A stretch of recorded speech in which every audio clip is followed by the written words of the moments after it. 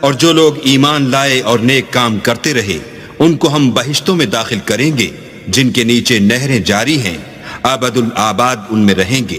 یہ اللہ کا سچا وعدہ ہے، اور اللہ سے زیادہ بات کا سچا کون ہو سکتا ہے؟ نجات نہ تو تمہاری آرزوؤں پر ہے اور نہ اہل کتاب کی آرزوؤں پر۔